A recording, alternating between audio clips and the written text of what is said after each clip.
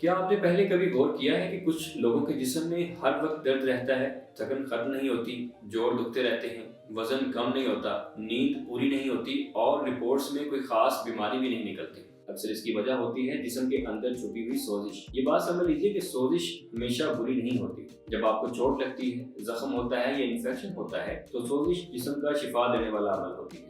مسئلہ تب بنتا ہے جب یہ سوزش ختم ہونے کے بجائے چلتی رہتی ہے۔ جب سوزش مہینوں یا سالوں تک رہے تو جسم تھکا تھکا رہتا ہے، جوڑ درد کرنے لگتے ہیں، شوگر قابو میں نہیں رہتی، دل پر دباؤ بڑھتا ہے، ذہن بھاری رہتا ہے اور انسان کہتا ہے میں سب کچھ ٹھیک تو کر رہا ہوں۔ میگنیشیم جسم کا وہ منرل ہے جو سوزش کو ختم ہونے میں مدد دیتا ہے، یعنی جتنی سوزش ضروری ہے رہنے دیتا ہے اور جتنی نقصان دہ ہے اسے بند کروا دیتا ہے۔ جب جسم میں میگنیشیم کم ہو سوزش بند نہیں ہوتی، جسم ہر وقت الرٹ موڈ میں رہتا ہے، درد ٹھیک نہیں ہوتا، تھکن ختم نہیں ہوتی، یوں لگتا ہے جیسے جسم کا آف بٹن ہی خراب ہو گیا۔ اگر آپ کو یہ نشانیاں ظاہر ہوتی ہیں، جوڑوں یا جسم میں درد، سوجن، تھکن، دماغی دھند، نیند کا مسئلہ، پیٹ کا خراب رہنا، تو ہو سکتا ہے کہ میگنیشیم کم ہو اور سوزش ٹھیک سے بند نہ ہو پا رہی ہو۔ جب پیٹ کمزور ہو جائے تو گندگی خون میں جانے لگتی ہے اور جسم سمجھتا ہے کہ کوئی خطرہ ہے، نتیجہ سوزش آن۔ میگنیشیم آنتوں کو مضبوط کرتا ہے، جسم کو پرسکون کرتا ہے اور سوزش کو خاموش ہونے دیتا ہے۔ اکثر شوگر والے مریض کہتے ہیں شوگر بھی ہے، درد بھی ہے، تھکن بھی ہے، کیونکہ سوزش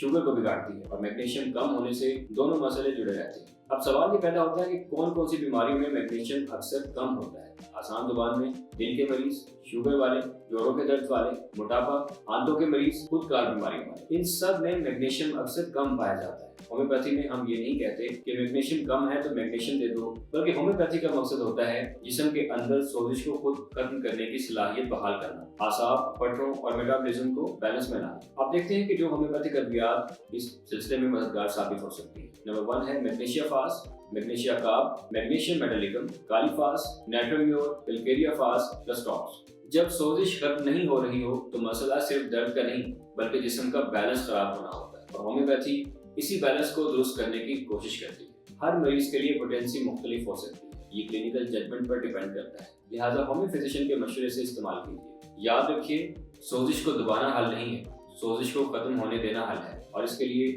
میگنیشیم ایک بنیادی چیز ہے۔ میں ہوں ڈاکٹر عبید احمد تحسین، اپنی صحت کا خیال رکھیے۔ اللہ حافظ۔